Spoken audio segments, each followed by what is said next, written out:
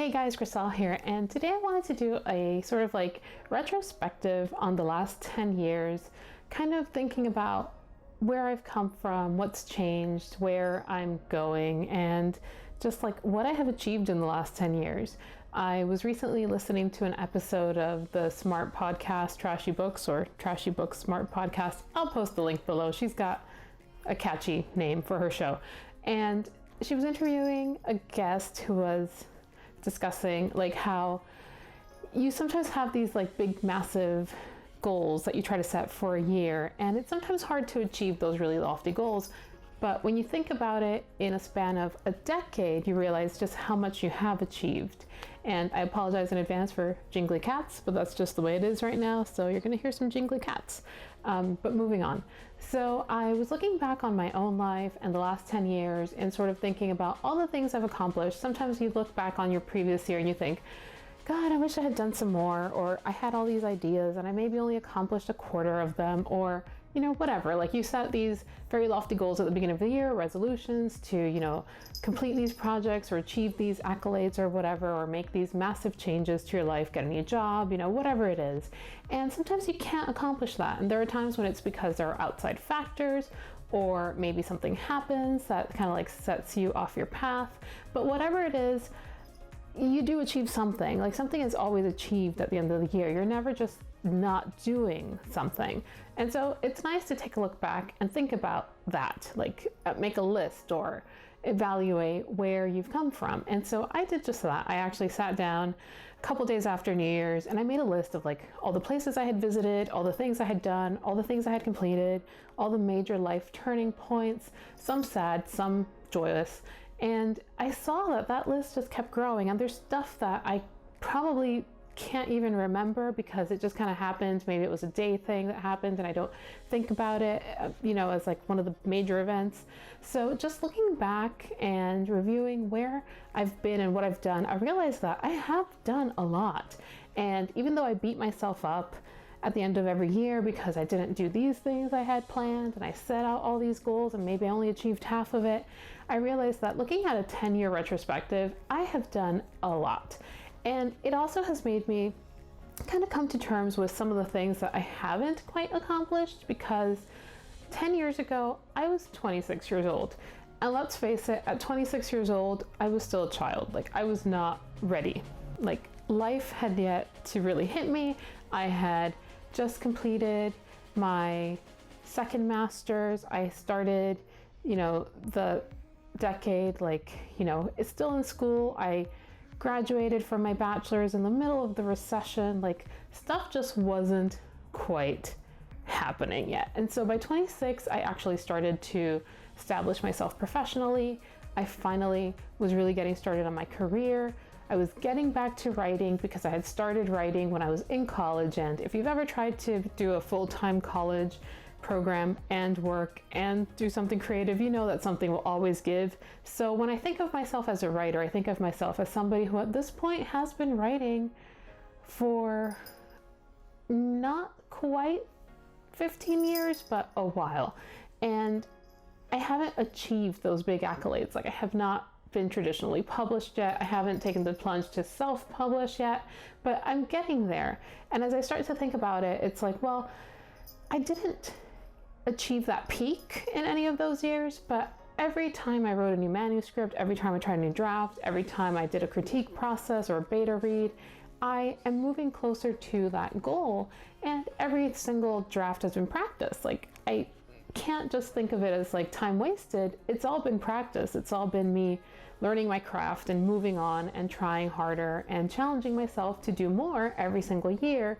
Even if those traditional markers of success have not quite been there, every single finished draft is in its own way a success. It means that I am evolving as a writer. I am evolving as a person who has steady habits and a practice and a process and all these things that in their own way are kind of like, in the weight loss community, you have like non-skill victories. Like that's the thing from back in the day when I was, like dealing with my own weight issues. But if you've ever engaged in that kind of community, non-skill victories are those markers where it's not like the numbers dropping on your scale. It's like maybe you feel more comfortable in your favorite dress or something like that. And it's kind of the same concept. Like these are like non traditional markers of success. Like it's the little things that you achieve for yourself that bring you happiness and that make you feel like you've succeeded and accomplished something. And for me, that's actually, it's been a different switch in the mindset. Like I've had to reconsider what I consider success and what, looking back, I consider like those big achievements of the last 10 years. So I haven't bought a house, which to be honest, I don't plan to because I live in a climate change affected environment. So it's highly unlikely that I will ever buy a home in my area. I see the water rising on a daily basis. So that's a traditional marker of adulthood that I am probably not going to get to anytime soon. I have, however, come out of debt in the last 10 years. I completely paid off my school loans. I have, bought a car of my own that wasn't gifted to me by a parent, which is a whole other, thing. Like, I do check my privilege. I did have the luxury of having my first car gifted to me by my father. It was cheap and I took very good care of it for a very long time, but it was a thing that allowed me to reach the success that I achieved. So I do check my privilege in that sense and know that I have received my own kind of gifts and rewards in life that have made it possible for me to get to where I am. But I have sort of like done everything else on my own. I have gone through gallbladder surgery in the last 10 years. Like that's something that happened. I've had to deal with a lot of health issues and I'm still coming out of it and learning to deal with it and learning to find what works for my body and helps me sort of like be at peak performance or whatever you want to call it, or at least like baseline performance without extreme pain and suffering. So there's that. Like it's been 10 years of growing and learning and figuring out not just who I am and what I want, but like how to live basically. I have, gone through grief. There's been deaths in my life. There have been, trips and travels, and maybe I haven't visited all the places I want to go to, but I've seen some interesting stuff and been to some places that I never thought I would go to. I have gone to conferences.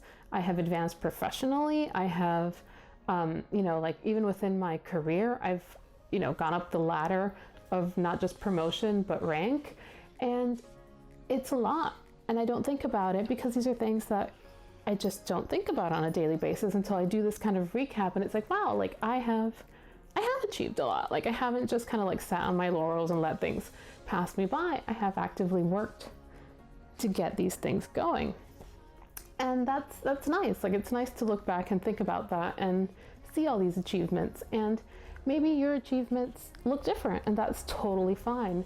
Maybe it's something as simple as you have managed to get up every day and establish a nice routine that you have for yourself. Like what you see as an accomplishment or success looks completely different for everyone. And my achievements may not look like somebody else's. Like, there are people who I look to and admire who have completely different markers of success. Like I wish I could have that, but it's that sense of wanting what somebody else has, kind of like that comparison that really destroys your own self-identity. So there's something to be said for seeing your own achievements, acknowledging them, acknowledging other people's achievements, but not necessarily like looking to that comparison. I think especially if you're a creative, we tend to fall into the trap of comparison. Like somebody else has written this much more, somebody else has, published this many videos, like this person has this many followers, whatever it is, whether you're in social media creating or if you're into, like traditional artistic creating, like